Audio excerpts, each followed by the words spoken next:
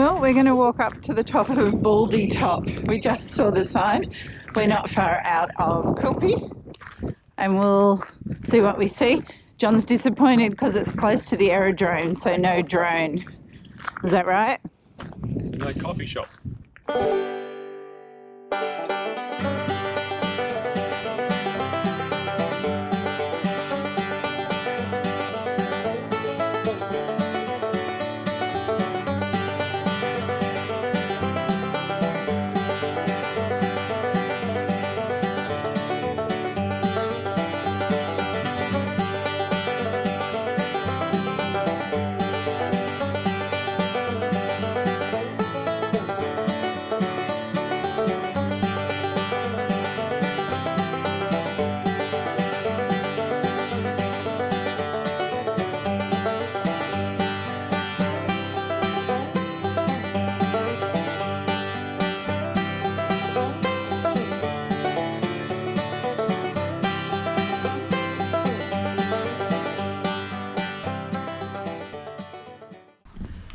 I've brought John to church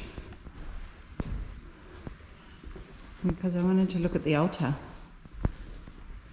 It is opal boulder.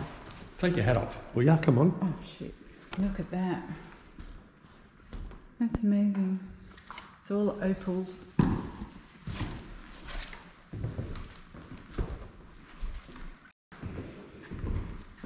Amazing.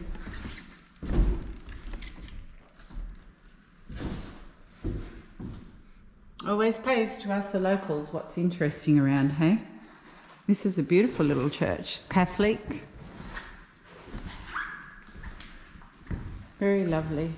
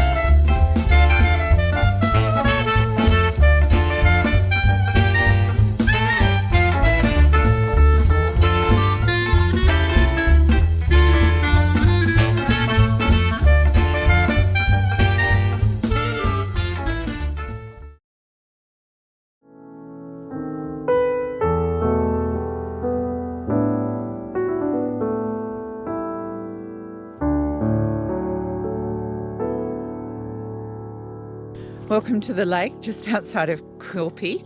We had a lovely night last night. We arrived about 3 o'clock and then we went straight up and we watched the emus being fed, which was fun. There's 2 emus and there's a little pony that comes and kicks the emus away. And then we went for happy hour at the bar just over there that watches the sunset, which happens over there. And then we cooked dinner and had an early night. This is the powered section and we chose to be here because it'll be our last water and power before the bash, and we thought it'd be good to just charge everything up, fill the tanks. We've got a water filter because we know it's bore water, even though we're only going to shower in it. But if you didn't need to do that, you were just on a normal trip and water and stuff wasn't an issue for you, you can camp down by the lake over there. It's all unpowered and it goes for a long way. And it's very beautiful, and we will come back and do that one day. We've done washing today, and as you can see, we've washed hairs and everything because who knows when we'll do it next. But a lovely place. It actually feels like you're in the outback here.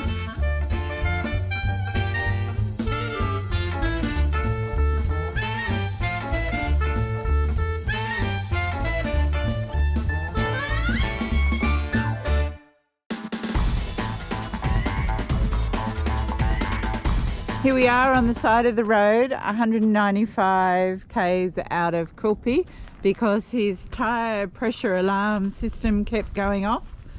And you fixed it, Mr. Howell? Yeah, it just got a bit warm, that's all. The tyres, I usually set them at 55 normal highway driving. They got up to about 63, so obviously 55 might be a bit high in this temperature, so I just dropped it down to about, I don't know, 58-ish or something.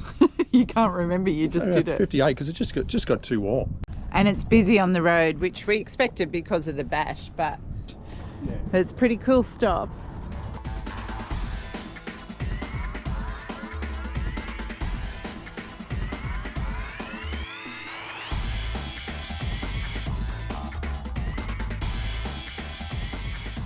We're at Windorah. We pulled in, and here's the lineup for the fuel just up here.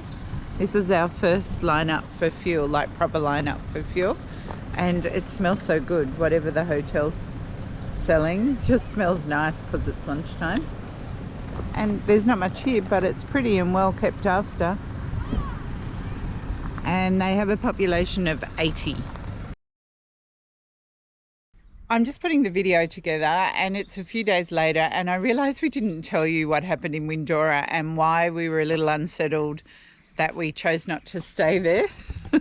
Well, we pulled in to get fuel. We didn't really need fuel, but I like topping it up. There's an old lady sitting at the front of the place with an FPOS machine. It comes to like $92.36. I looked down the FPOS and it looked like $892.36. But she said, no, it's all right. I thought, well, I didn't have my glasses on, so I thought, well, maybe she's right. I tapped my card and I got a receipt, $892.36. We went inside and there was three ladies and they couldn't figure out how to refund $800 to us. So one lady says, well, would you take $800 in cash? I thought, well, I guess so. It's better than, hanging around. No one knows what's going on. So they handed me $800 and $50 notes, and there's a heap of people in there as well saw what happened. And I thought, well, we're not going to hang around Windorah in case we get mugged or something like that. Basically, all the people in the fuel line knew that we had extra $800, and we'd told the shop that we already had our spending money in cash for the entire bash. And then there was heaps of locals around, so we felt like we wouldn't sleep because we'd be marked as having all this cash on us. So we left Windorah and continued to travel that day.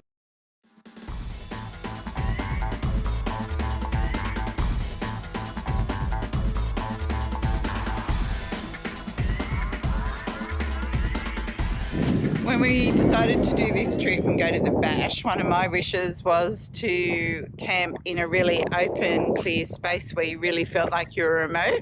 And I think today I've actually got my wish. We're at the turn-off to Birdsville. The last place we went to was Windorah.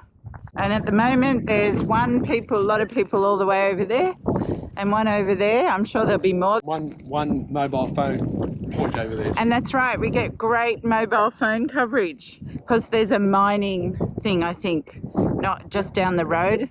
And I don't know what these flies do when we're not around, but as soon as you hop down to the car, they're just peppering us. Yes, and there is a bit of a breeze, but I'm looking forward to watching the sun go down over here. It'll be amazing, I think. Nothing to block the view.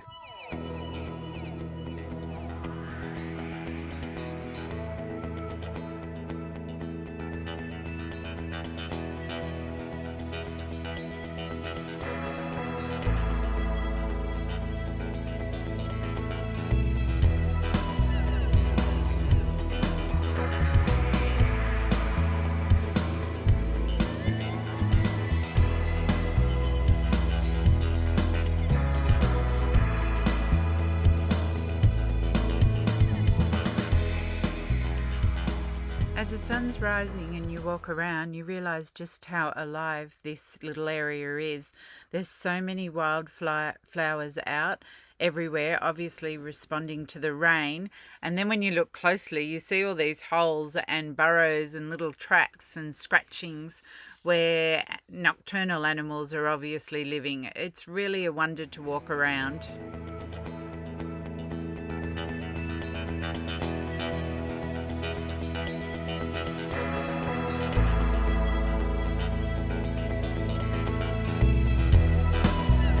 This road to Birdsville, maybe it's because I'm excited, but it's just genuinely so interesting. There's things to stop and see along the way. there's wildlife, there's things that we can't stop and see because we've got an email from the big red bash that rain's coming and we need to get in early, and we're just so excited. Anyhow, I'll see you on the other side.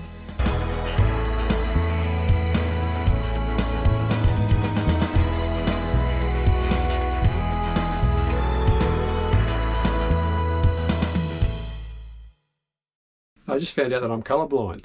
Colourblind? Yeah. Why? The news just come out of the purple.